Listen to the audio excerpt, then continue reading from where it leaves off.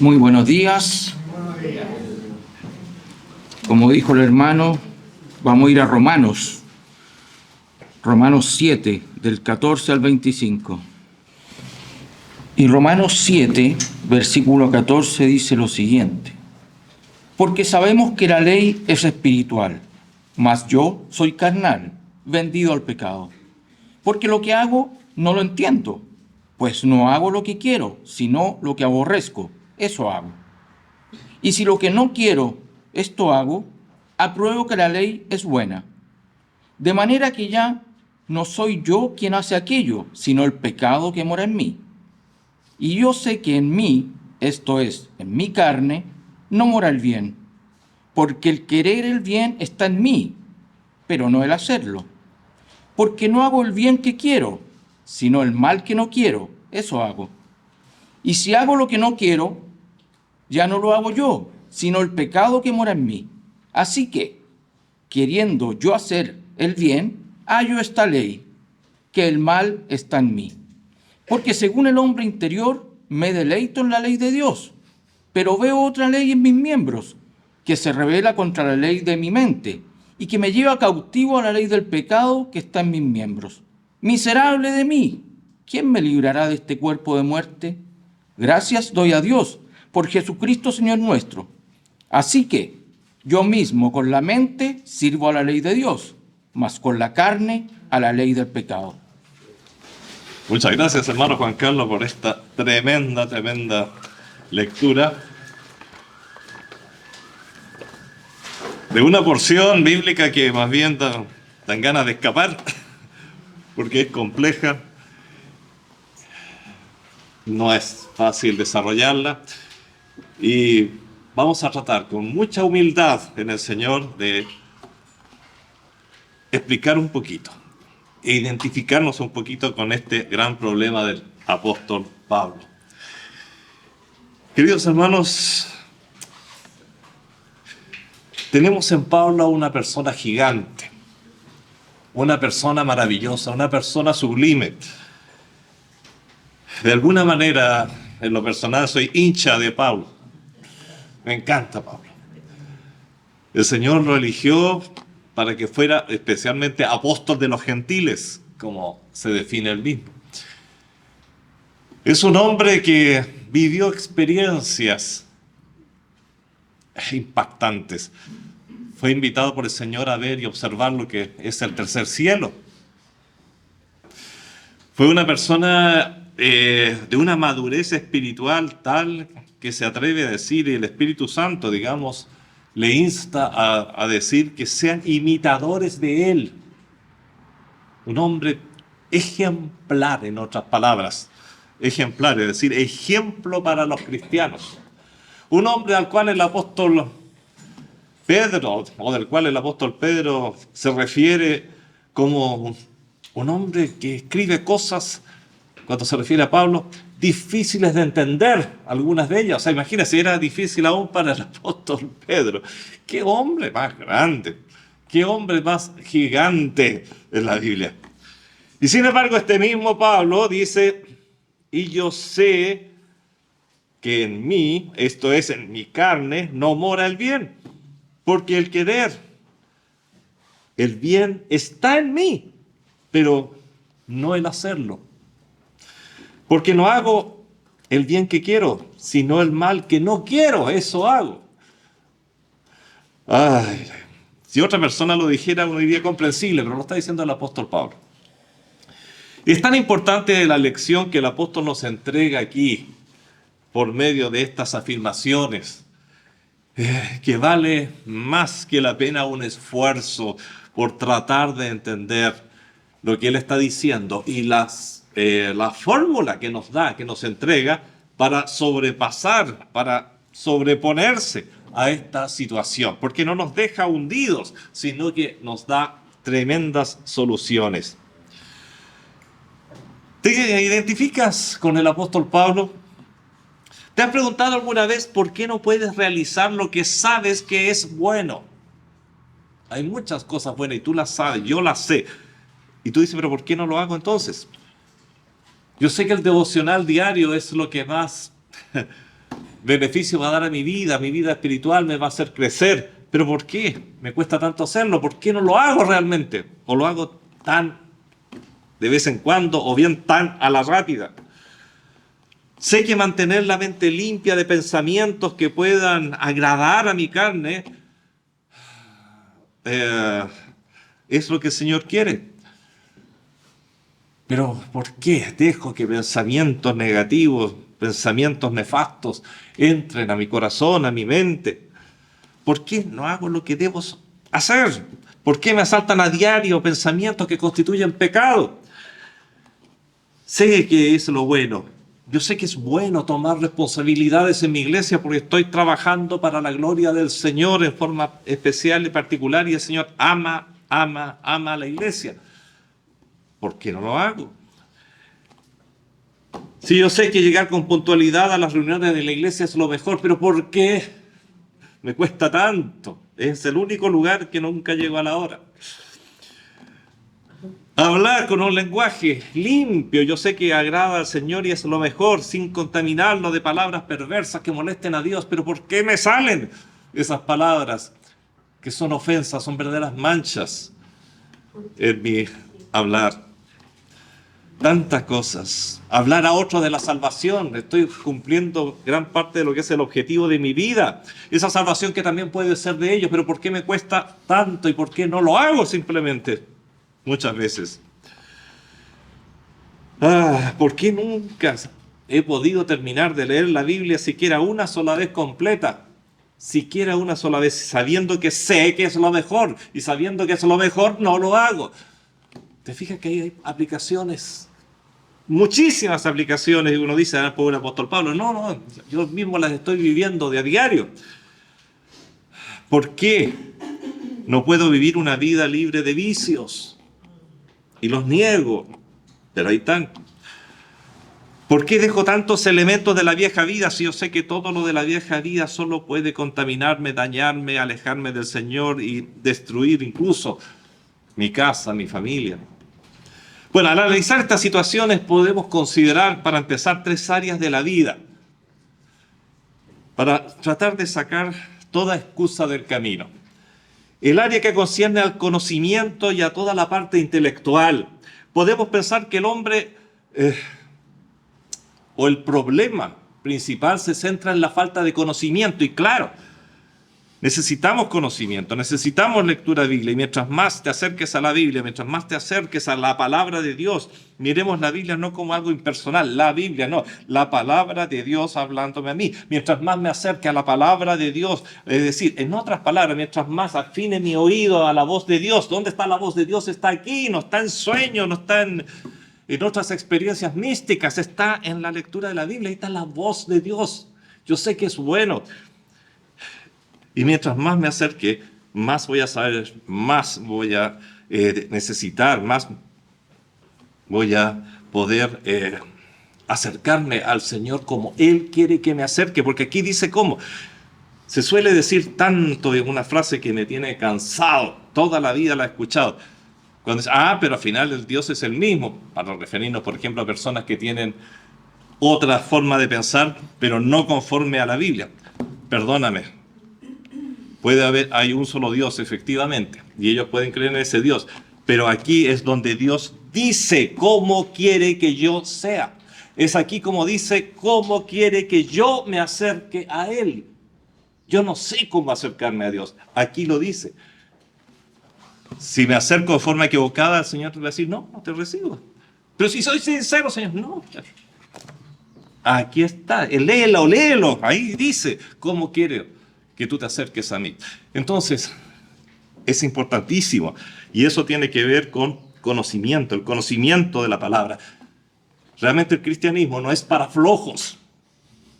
No es para flojos. No es que el Señor me tiene que revelar en sueño. No es que el Espíritu me... Eso es excusa, eso es flojera. El Espíritu te habla, por supuesto que habla, pero habla aquí. Esta es la palabra de Dios. El libro es soplado por el Espíritu Santo para que yo lo lea. Ay, Señor, pero me da carga, no sé. Háblame mejor en sueño esta noche. No. No, el Señor no, tú no le vas a doblar la mano a Dios. Bueno, es un asunto prioritario el conocer. Pero tú puedes llegar a conocer, puedes llegar incluso a disciplinarte al punto de aprender libros de memoria. Y vas a seguir teniendo el mismo problema del apóstol Pablo. Así que, si bien es cierto, es importantísimo, porque no quiero restar en ningún momento la importancia a la lectura de la Biblia, al escuchar, al acercar el oído a la palabra de Dios. Sin embargo, no es suficiente, a eso voy, para superar el problema que está presentando el apóstol Pablo. ¿Por qué hago lo que sé que no está bien, a pesar que yo quiero hacer lo que está bien? ¿Pero por qué no lo hago? Otra área de nuestra vida a la que podemos apelar, y podríamos decir el problema está ahí.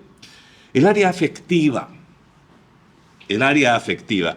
¿Será que falta más afecto, más compromiso emocional, más amor por hacer lo que Dios quiere? ¿Más amor por hacer lo bueno? Puede que el problema radique en que la persona realmente no ame lo suficiente a Dios como para no obedecerle y aún sufrir al no hacer su voluntad, queridos hermanos. Y aún sufrir. El apóstol está sufriendo. Dice, ¿quién me librará del cuerpo a esta muerte? Está angustiado por esta situación en ese momento. Por lo tanto, el problema fundamental no está en amar más o en amar menos solamente. No es un problema afectivo. El problema va más allá.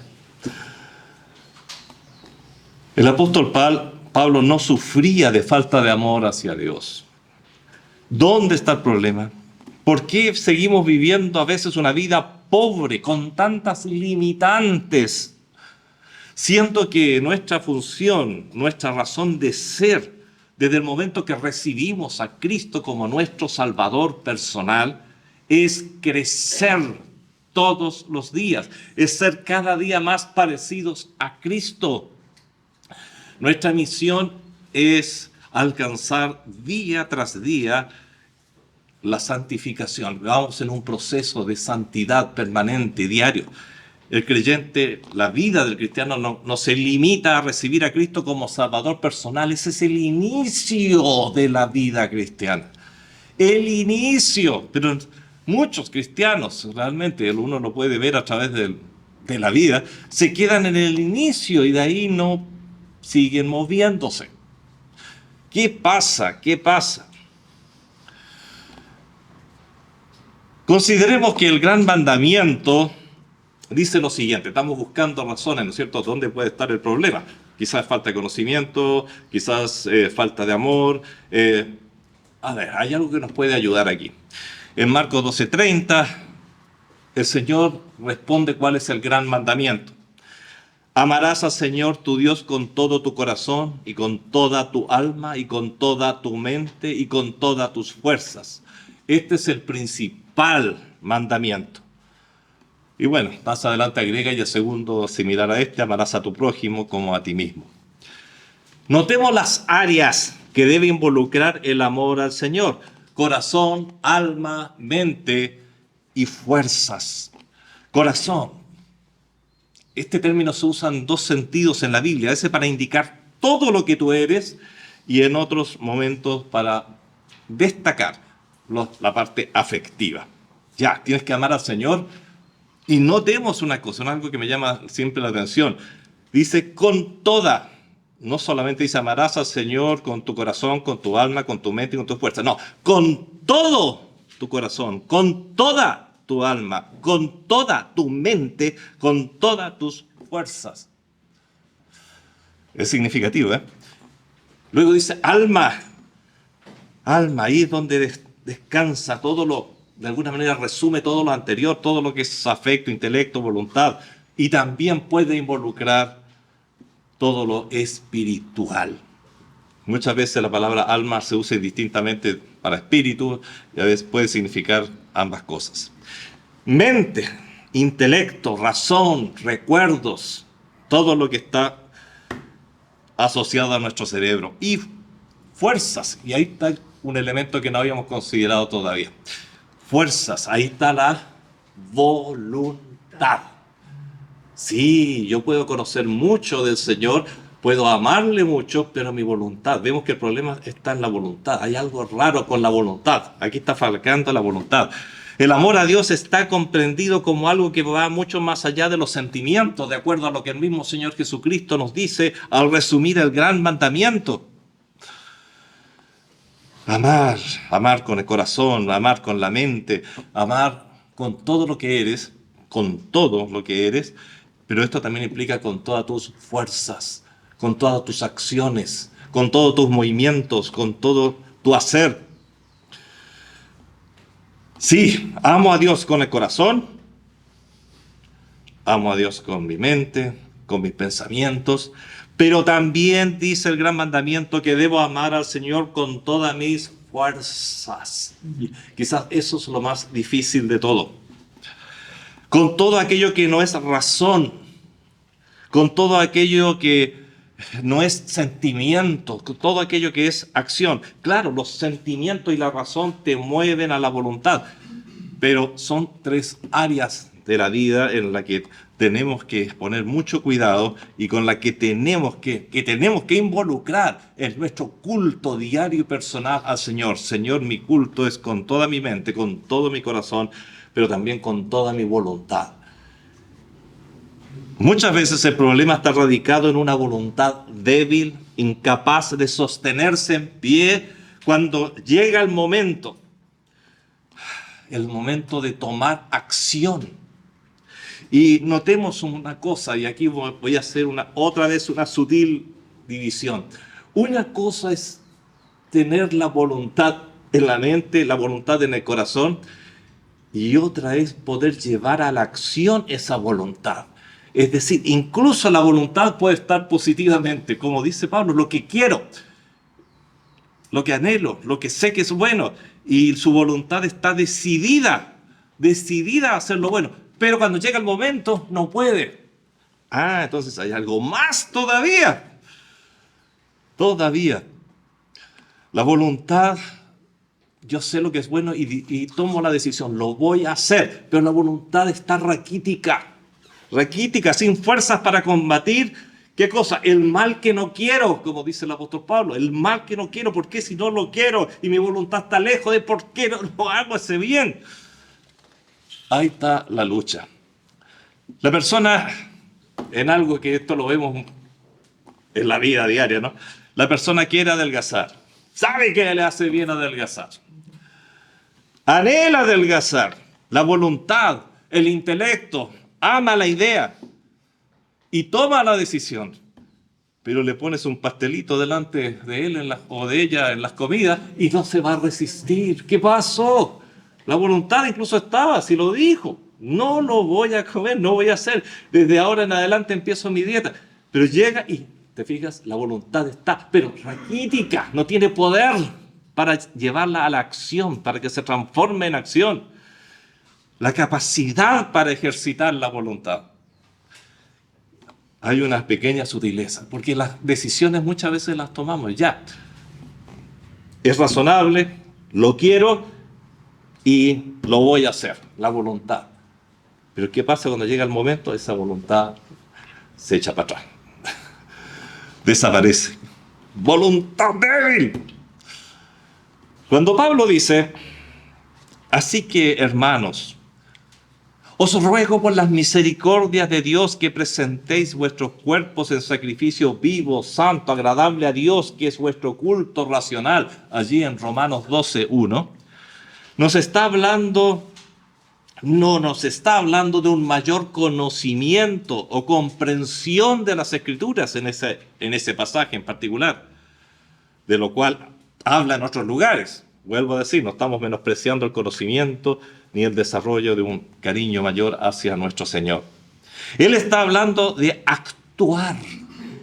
En Romanos 12:1 está hablando de tomar acción, la acción de presentar nuestros cuerpos ante el Señor para realizar acciones agradables a Él. Presentando nuestros cuerpos en sacrificio vivo, es decir, ofreciéndolo al Señor en forma total, incluyendo esa voluntad. buscando en Dios la capacidad también para hacer y realizar esa voluntad. Así que una cosa es tener la voluntad y otra la fuerza para llevarla a cabo. Hermano, el Señor siempre respeta y usa el intelecto, el afecto y la voluntad.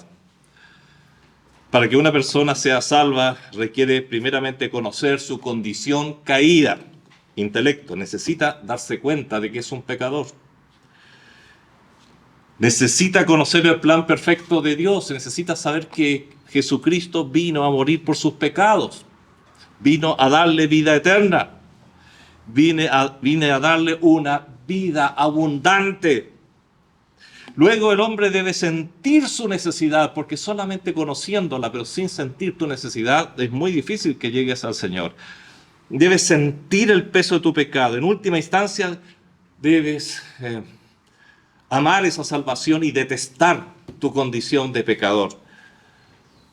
Y luego tienes que tomar una decisión, abrir la puerta de tu corazón y decir, sí, lo entiendo, lo siento, me arrepiento y voy a tomar a Cristo como mi Salvador personal. Pero hay un pasito más, tienes que darlo, tienes que hacerlo, no solamente decidir hacerlo. A eso voy. Recordemos que cuando el Señor dice, aquí yo estoy a la puerta y llamo, si alguno oyere y abriere, entraré a Él y cenaré con Él y Él conmigo, está hablando de que, y dejando muy claro que la puerta se abre por dentro. Tienes que tomar la acción de abrir la puerta y decir, Señor, entra a mi corazón, entra en mi vida. ¿Te fijas? Ahí tenemos todo el cuadro muy completo, muy completo. Cuando Pablo en 2 Corintios 5:20 dice, reconciliaos con Dios, se dirige a personas que ya conocen lo suficiente del plan de salvación y que solo requieren poner en acción su voluntad. Ahí también vemos eso, reconciliados con Dios. Se le está diciendo a personas que conocen, que aman al Señor de alguna manera, pero les falta dar el paso, el famoso paso que va a llevar a muchos al infierno porque nunca lo han dado. Yo sé lo que es bueno, anhelo lo que es bueno, voy a tomar lo que es bueno, pero mañana, mañana. Eso lo he visto tanto a través de mi vida. Y ese mañana significa nunca. Generalmente hay un retroceso. Si pensamos en algunas personas bíblicas, tenemos muchas ilustraciones de esto. ¿Qué pasó con Judas Iscariote? Sabía todo, pero jamás rindió su voluntad al Señor. ¿Qué pasó con Aarón cuando hizo el becerro de oro? Cuando Moisés se ausentó un tiempo. Sabía las cosas, sabía la voluntad de Dios, quería a Dios, nunca vamos a dudar del amor de Aarón, por eso que siguió y se mantuvo incluso después como sacerdote. Pero su voluntad lo traicionó. Dirás que el temor, pero igual no importa el motivo, finalmente falló la voluntad de hacer lo correcto. ¿Qué le pasó a Pedro cuando negó al Señor? Oye, no conozco una persona que conociera más al Señor, una persona que amara más al Señor. Cuando el Señor dice que va a ser crucificado, dice, nunca tal acontezca, Señor, ¿cómo se te ocurre que te vas a dejar matar? No puede ser. Lo amaba tanto que el Señor tuvo que hasta reprenderlo porque se dio cuenta que Satanás lo estaba utilizando para hacer decaer su ánimo. Bueno, un hombre que tenía y aparentemente una voluntad de fierro. Sin embargo, minutos después, no hablemos de días, estamos poquitito después, cuando le dicen, tú eres uno de los discípulos que andaba con Jesús. No, yo no. ¿Te das cuenta de lo traicionera que es la voluntad? Él juraba, Señor, no solamente voy a estar contigo, sino aún hasta la muerte. Mira las promesas que hace. O sea, se nota que había una voluntad férrea, pero una voluntad en sus fuerzas. Una voluntad sin poder.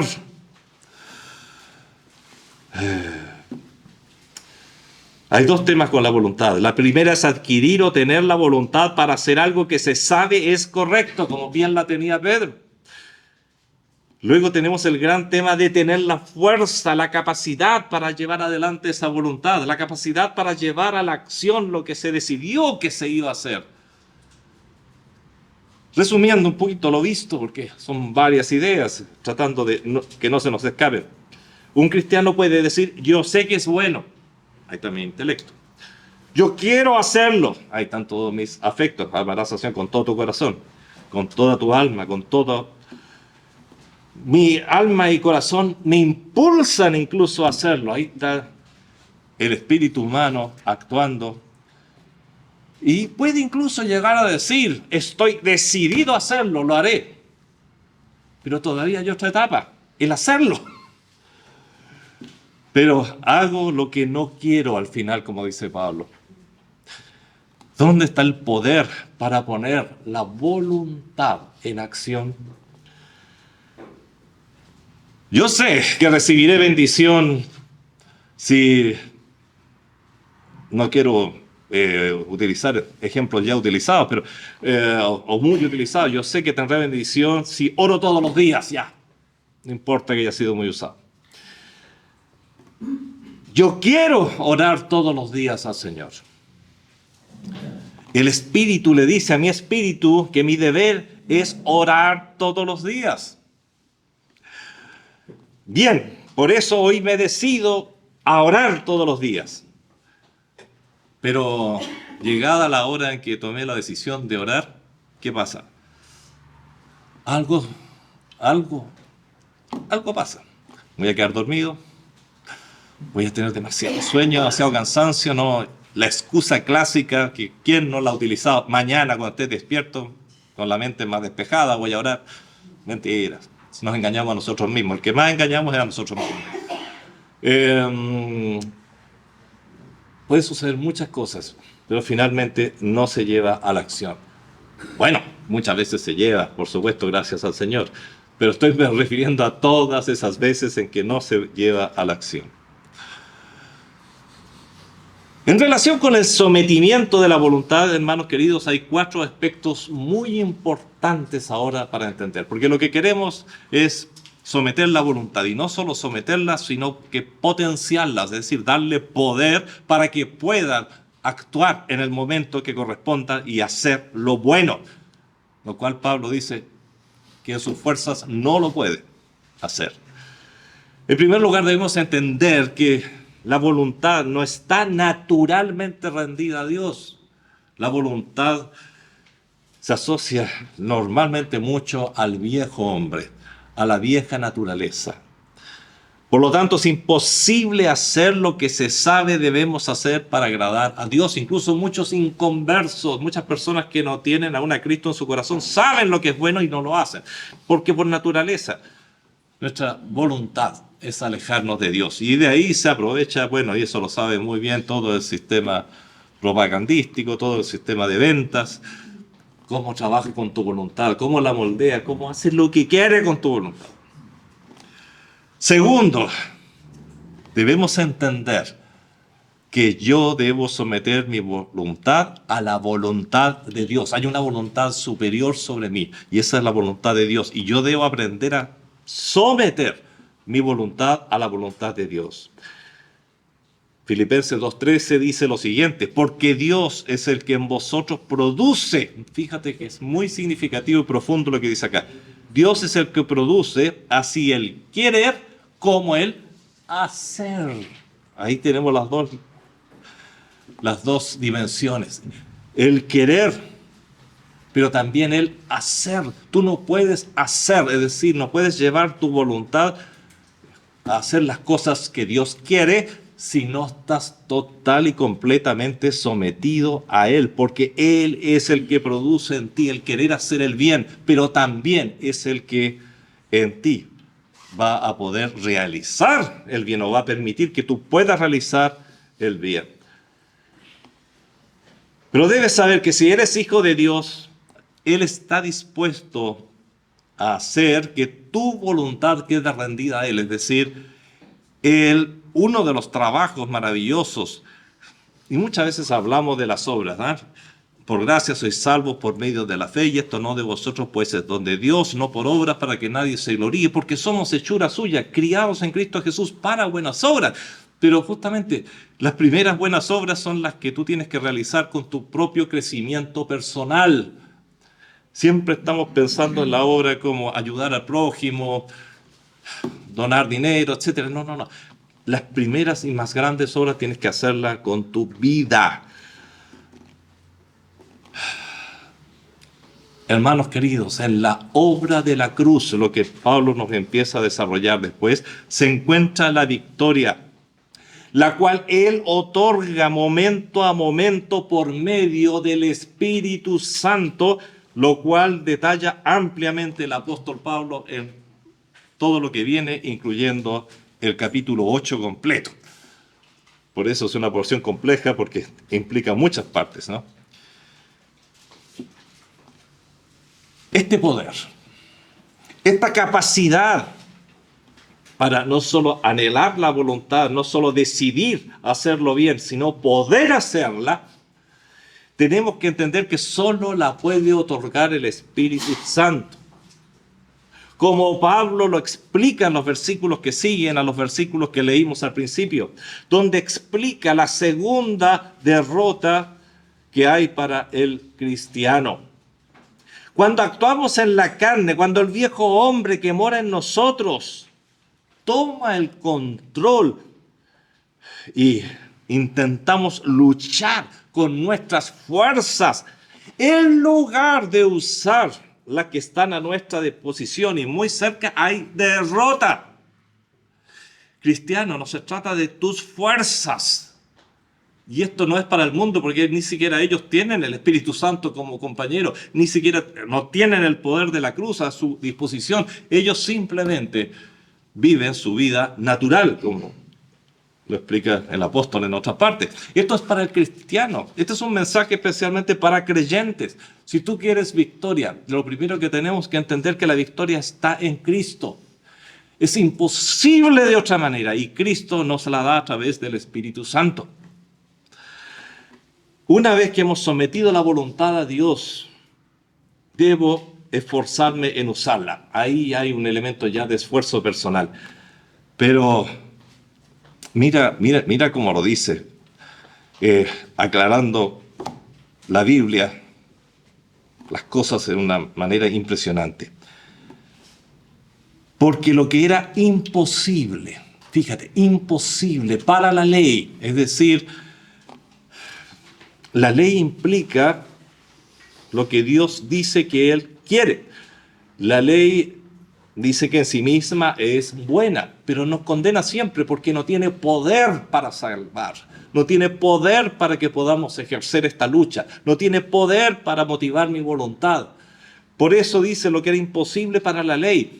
Y diciéndolo de otra manera mucho más amplia, no solo para la ley, sino que para aún el cristiano en sus propias fuerzas, por cuanto era débil por la carne, porque mi carne es débil, Dios, enviando a su Hijo en semejanza de carne de pecado, y a causa del pecado, mira qué hermoso lo que viene acá, condenó al pecado en la carne, Romanos 8:3, condenó al pecado en la carne. Y si hay condenación para el pecado en la carne, entonces hay victoria. Pero ¿por qué no la aprovechamos? Porque tenemos que usar las fuerzas que Él nos da. Esas fuerzas las da finalmente el Espíritu Santo. Por eso el capítulo 8 de Romanos es uno de los capítulos que más desarrollan toda la Biblia las funciones del Espíritu Santo. Es un capítulo, es una verdadera obra de neumatología, que es la ciencia, la teología, la doctrina que habla sobre el Espíritu Santo, porque tenemos que descubrir en Él el poder. Ahora, ¿cómo se obtiene ese poder? Bueno, a través de las cosas que podríamos llamar más simples, la continuidad, la comunión en el Señor. Dijimos delante que prestando oído para empezar al Espíritu Santo. ¿Qué es prestar oído al Espíritu Santo? Es ver lo que el Espíritu Santo me está diciendo a través de su palabra. Pero no solamente leer, sino que leer con el Espíritu y pedir, Señor, lo que hemos insistido tanto antes con respecto al devocional personal, Señor, por favor, háblame a través de tu palabra. Estar en nuestra comunión, estar en un espíritu permanentemente sometido para que Él nos hable a través de su palabra, de ese silbido apacible generalmente, que constituye la palabra del Señor. Implica comunión. Creo que Más de un hermano me va a decir, pero ya lo ha dicho eso antes, pastor, pero por supuesto que lo he dicho.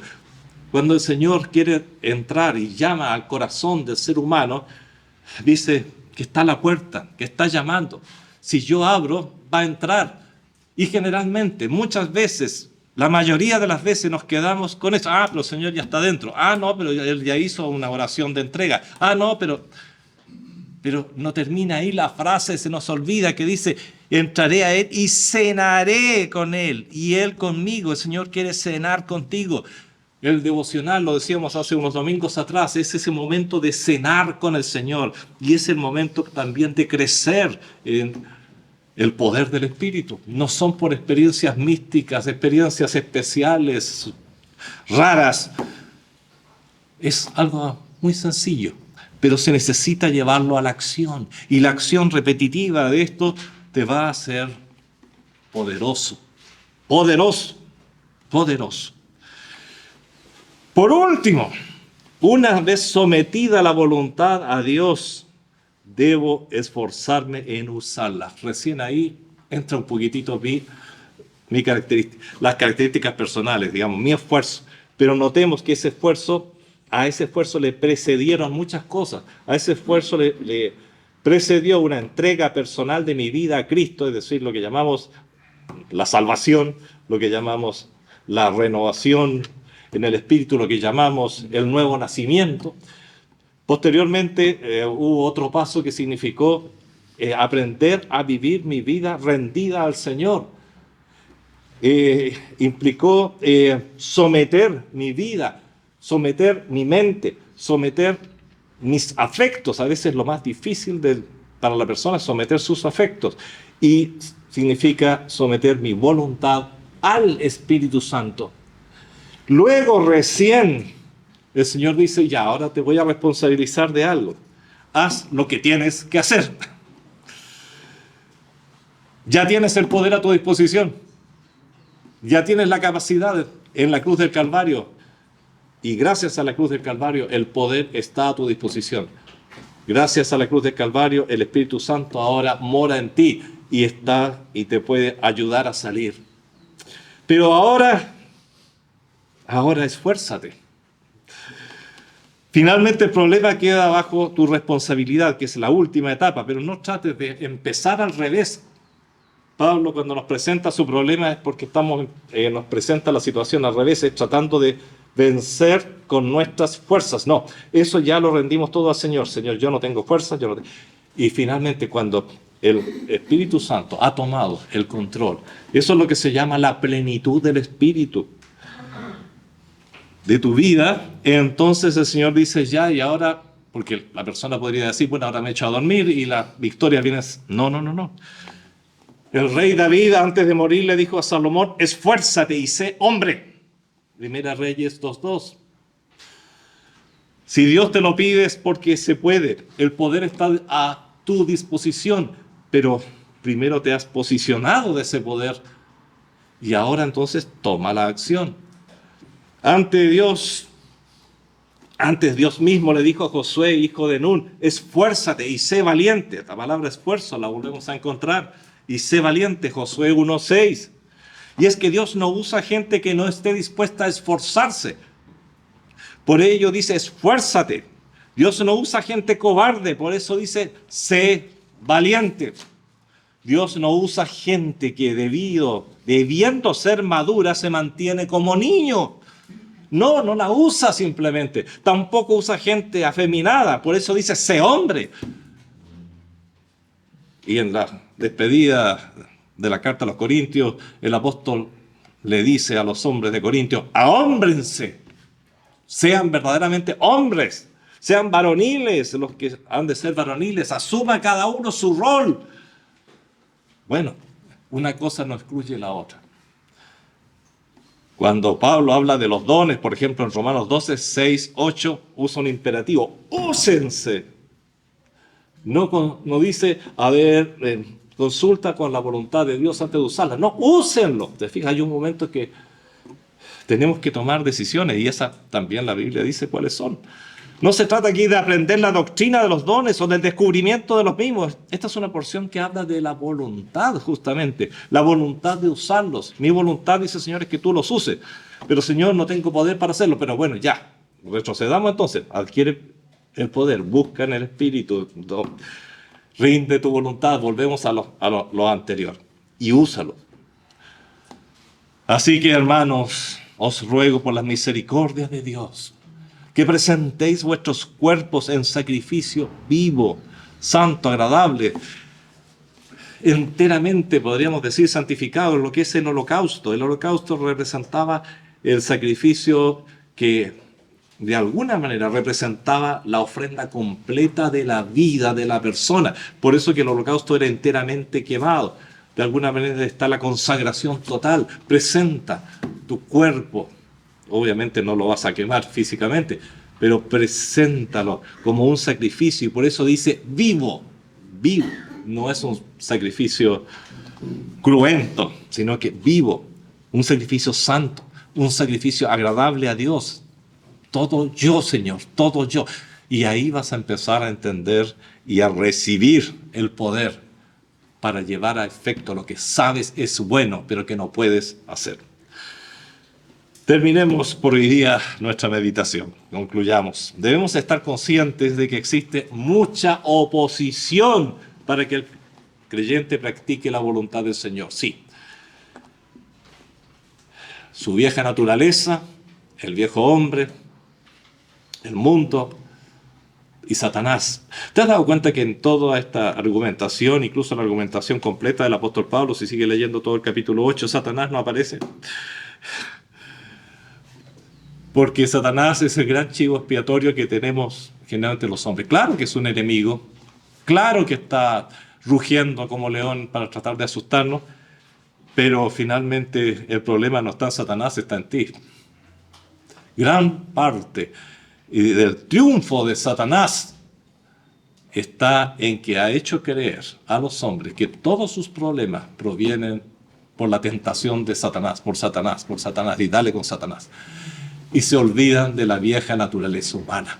Se olvidan de la carne, se olvidan de esa carne, o viejo hombre, como también le llama la Escritura, es el principal responsable de todas nuestras caídas, sin que a veces Satanás siquiera intervenga. Hermanos, solo una voluntad rendida.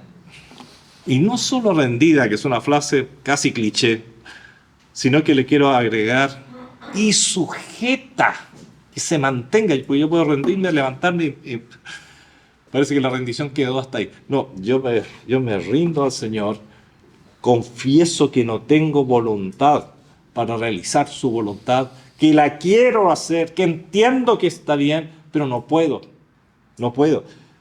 Y eso tú lo escuchas. Ese no puedo, pero ese no puedo se puede vencer. Y hay fuerzas cuando estamos no solo rendidos, sino que sujetos al Señor y por lo tanto al Espíritu Santo, con el cual podremos lograr las victorias y con ello glorificar realmente con nuestras vidas y eso significa también con nuestras acciones a Dios. Termino recordando una vez más el versículo de Filipenses 2:13. Porque Dios es el que en vosotros produce así el querer. Sí, Señor, quiero, pero ¿por qué no puedo? Y dice, como el hacer. O sea, Él es el que te va a permitir hacerlo. Por su buena voluntad, rindamos, aceptemos que no tenemos fuerzas en nosotros. Hay traidores internos que no nos van a permitir realizar esa voluntad maravillosa, buena, agradable y perfecta, como está escrita en las Escrituras. Pero el Señor sí lo puede hacer, y quiere hacerlo. Es más, y nos dice que debemos someternos de tal manera a Él que podamos hacerlo.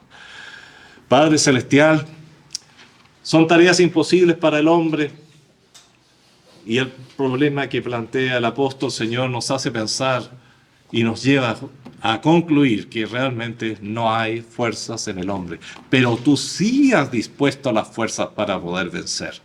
En Cristo, en su sacrificio, Señor, está el poder, no solo para salvar el alma, sino para vivir conforme a tu voluntad. Te damos gracias por ese compañero maravilloso, el Espíritu Santo, que tú has puesto en nuestras vidas, que está allí, pero que muchas veces lo tenemos tan restringido, Señor, tan limitado por nuestras pasiones, tan limitado por nuestra voluntad, tan limitado por nuestros pensamientos, tan limitado por ese yo creo. Sí, la Biblia dice, pero yo pienso. La Biblia dice, pero yo creo. Oh Señor, qué pecado más grande. La Biblia dice y es así. Ayúdanos a rendirnos y a sujetarnos al Espíritu de tal manera que Él pueda gobernar toda nuestra vida y pueda darnos el poder que Él tiene de sobra, Señor, para vencer toda adversidad, toda tentación y poder, Señor, darte la gloria como tú mereces. En el nombre de nuestro Señor Jesús. Amén.